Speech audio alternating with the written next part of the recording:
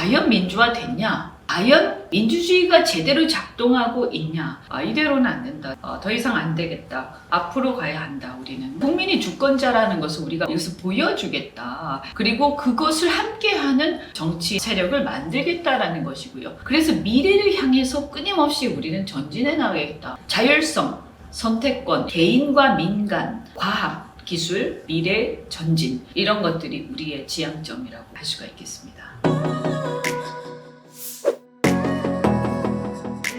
네. 1.0이 대한민국의 건국시대다. 2.0이 산업화 시대다. 그리고 3.0은 민주화 시대고 4.0 그 다음 시대인데, 그동안 우리가 민주화 시대를 3.0이라고 얘기를 하지만 조국 사태라든가 여러 가지 게이트를 보면 과연 삼권 분립이 제대로 되고, 과연 대통령이 국민을 무서워하고, 과연 권력자들이 국민을 제대로 대변하고 위임받은 범위에서 하고 있냐? 과연 그들이 국민을 거꾸로 지배하고 있는 것이 아닌가라고 물어볼 때 전혀 저는 민주화되어 있다고 보기 어렵습니다. 그래서 3.0의 민주화는 저는 엄밀히 말하면 문민화에 그쳤다. 4.0의 시대는 정치적으로 보자면 문민화 이후에 개인을 중시하는 자유민주주의가 제대로 구현되는 것, 선진국 수준의 글로벌 스탠다드가 우리가 일상에서부터 구현되는 것. 예컨대 우리가 공사가 제대로 구별돼, 요령을 피우기보다는 자기가 맡은 바를 성실히 해내면서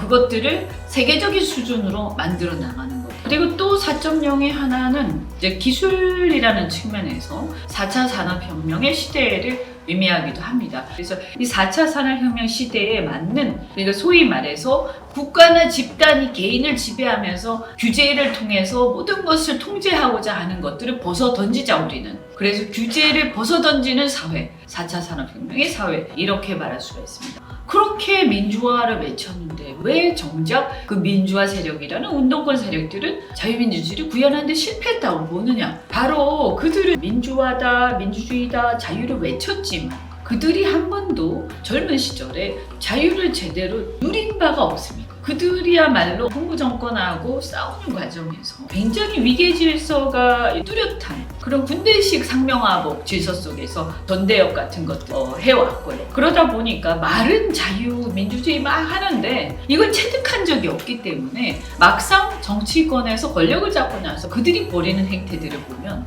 굉장히 집단주의적이고 굉장히 권위적이라는 걸 우리가 볼 수가 있습니다. 그리고 권력이 위임을 받은 거라서 제한적으로 쓰고 국민으로부터 받은 권력은 최대한 안 쓰는 게 미덕인데, 그 권력을 가지고 모든 것을 자기가 설계하고 바꿀 수 있다라는 어떤 오만함을 갖고 있습니다. 그러다 보니까 국민들한테 과도한 이념적 규제를 하게 되는 거죠. 자유민주주의 제대로 구현을 하려면 자유로운 사고가, 양심이 체득되어 있는 세대가 본격적으로 정치 전면에 나섰을 때 그들이 다른 사람의 자유도 제대로 존중할 수 있다라고 저는 확신을 하고, 스마트 시대에 이 체화된 어떤 활동과 생활을 통해서 이 안에 보면 철학이 들어가 있습니다. 철학. 개인이 모든 것을 처리할 수 있다는 개인의 고도화 시대라는 철학, 그리고 개인의 자아가 중요하다는 철학, 그리고 개인이 어떠한 직급과 계급 속에 있던 간에 모든 정보에 접근할 수 있고 그 개인의 역량이 극대화될 수 있다는 철학, 이런 것들이 받침이 돼 있지 않으면 사실은 4차 산업혁명 시대에 적응하기 어렵거든요. 바뀐 시대에 빨리빨리 적응하고 있는 세대가 아니면 사실은 새로운 시대에 시대교체 주역이 되기 어렵다고 생각합니다. 3040 정도가 주력 부대가 되어야만 이러한 모든 과학기술의 변화라든가 시대적 트렌드의 변화, 그리고 우리의 철학적 변화와 사회 분위기의 변화를 체득한 사람들이, 그들이 이제 정치 전면에 나섰을 때 그 철학을 다른 국민들하고 함께 향유하면서 구현해낼 수 있다. 이런 생각을 갖고 있습니다. 그래서 세대 교체가 필연적이다. 시대 교체를 위해서 필수적으로 저는 젊은 세대들이 상당한 역할을 해야 한다고 봅니다. 개인의 자유, 그 다음에 열린 경쟁, 자유로운 경쟁, 이런 거거든요. 그래서 국가는 경쟁을 자유롭게, 많은 사람들이 의욕과 기회에 대한 꿈을 가지고 막 경쟁을 자유롭게 하면서 자기 꿈을 펼칠 수 있는 기회를 보장해 주되, 그러나 다만 국가가 할 수 있는 것은 그것이 이제 낙오되었을 때, 낙오된 상황에 대한 불안감 때문에 경쟁을 위축되는 것을 막아줘야 된다고 저는 생각해요. 그래서 자유롭게 경쟁하되 안심하고 경쟁하게 하자. 그래서 국가의 영역은 바로 안심하고 경쟁하게 하자. 그 사회 안전망이다. 이번 주 토요일이죠. 28일에 부산 시당 창당대회가 있습니다. 저는 고향이 부산입니다. 그리고 우리 함께하는 분들 중에 또 부산 출신들이 굉장히 많습니다. 그래서 우리가 부산을 생각하는 또 애정이라든가 관심이 이제 남다르고, 그래서 부산 시당 창당을 시작으로 하는 게 굉장히 큰 남다른 의미가 있다고 말씀드리고 싶고요.